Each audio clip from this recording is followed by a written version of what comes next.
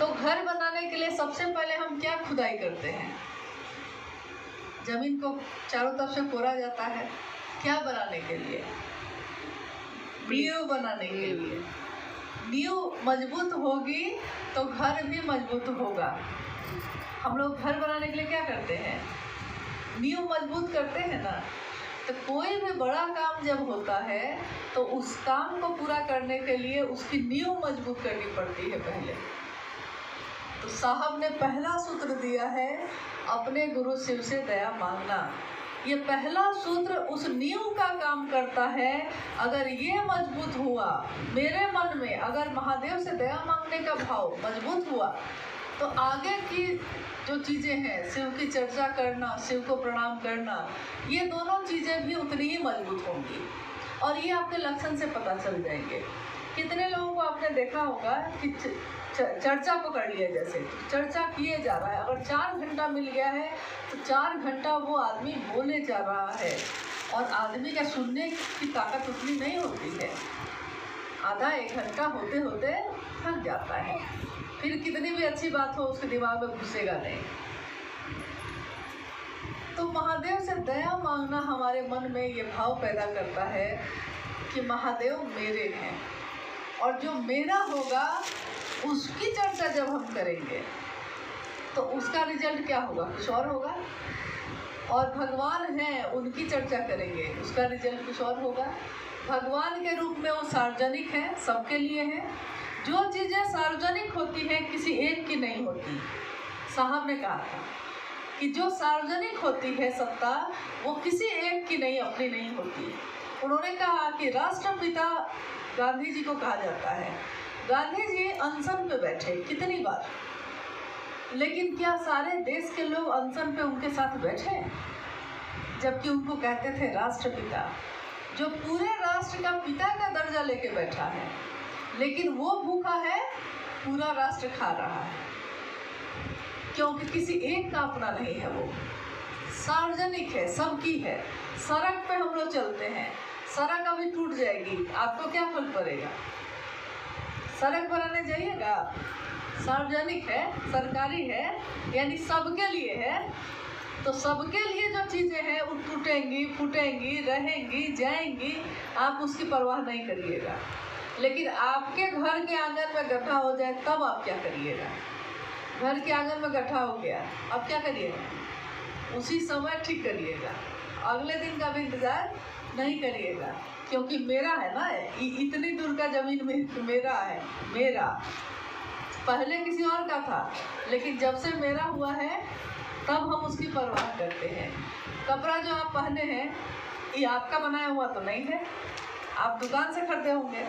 दुकान में जब तक था तब तक आपको इसकी परवाह थी, लेकिन आप खरीद लिए तो मेरा है अब। तो मेरा है तो अब ही सारी अगर फट गई तब आपका मन घोर हो जाएगा। इससे पहले वो सारी जल जाती, दुकान जल जाता, आपको कोई फर्क नहीं था। तो साहब ने यही कहा कि शिव सार्वजनिक है, सबके हैं, इसीलिए किसी एक के नहीं है। और किसी एक के नहीं है, किसी एक के नहीं है तो हम उनकी परवाह भी नहीं करते हैं। महादेव के काम की परवाह करते थे हम लोग पहले। महादेव है, भगवान है।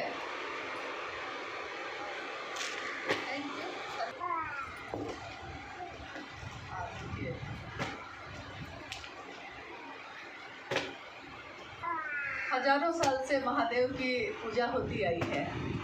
हम लोग हर घर में लोग जल ले लेके चढ़ाते रहे हैं, लेकिन महादेव मेरे हैं ये भाव नहीं हो पाया। भगवान है वो। अब भगवान है तो हम लोग सोचते भी नहीं है कि क्या महादेव को भी दुख होगा, क्या महादेव को भी कोई चीज़ की दिक्कत है, क्या महादेव को भी कुछ चाहिए? नहीं। लेकिन हम ये जरूर सोचते हैं कि हमको क्या क्या चाहिए। तो हमको क्या क्या चाहिए में हम लोग मांगते रहे महादेव से, लेकिन महादेव को भी देना है हम लोग को, ये हम लोग कभी नहीं सोचे। तो ये एक तरफा रिश्ता रहा, स्वार्थ का रहा। लेकिन जिस दिन हम लोगों ने ये कहा है कि शिव मेरे गुरु हैं, हे शिव आप मेरे गुरु हैं, मैं आपका शिष्य हूँ, मुझ शिष्य पर दया कर दीजिए।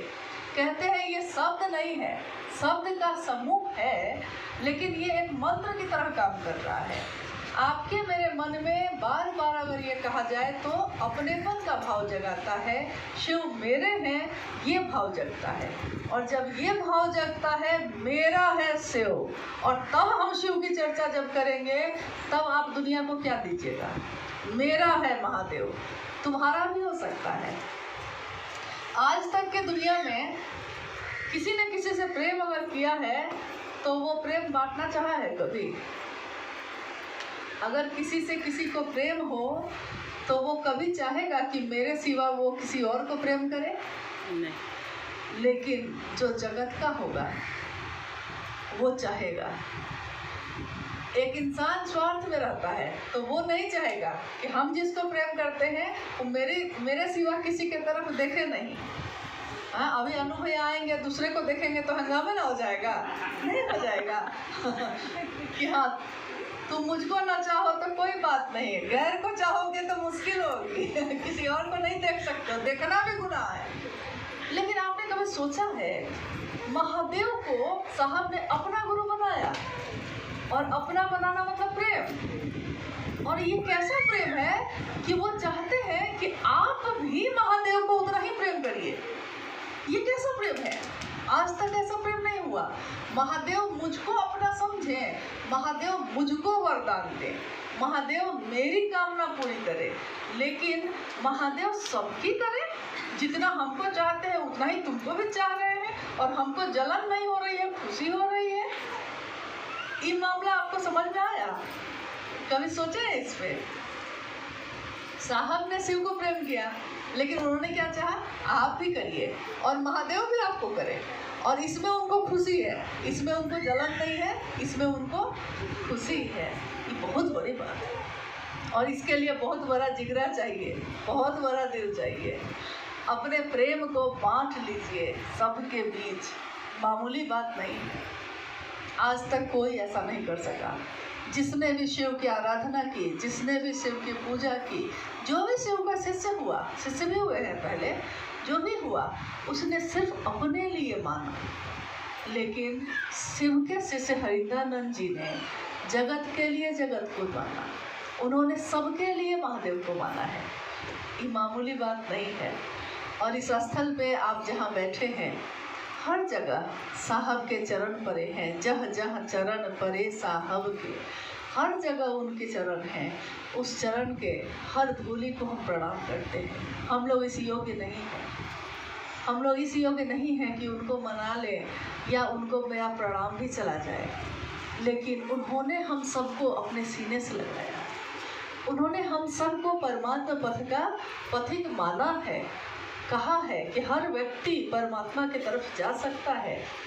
तो हम सबको भी अपने साहब और दीदी के चरणों में नमन करते हुए उनसे यही याचना करनी है, यही कामना करनी है कि हम भी आपके तरह शिव को चाहें, शिव के लिए शिव को चाहें।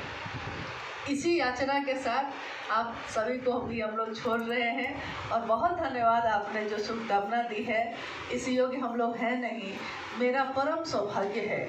पता नहीं क्या कर्म किए होंगे ऐसे जो साहब और दीदी का सानिध्य प्राप्त हुआ, उनके विश्वास को थोड़ा भी रख सकेंगे तो ये बहुत बड़ी बात होगी। और आप लोग के आशीर्वाद, आप लोग के साथ से इस महान संकल्प को हम सभी शिव से मिलकर पूरा करेंगे। ये साहब दीदी का सपना है, ये उनके दिल में पला, और हम शिव के से उनके इस सपने को सचमुच साकार करेंगे। हर घर जाएंगे, हर व्यक्ति से बात करेंगे, सबको शिव की तरफ उन्मुख करेंगे, लेकर चलेंगे।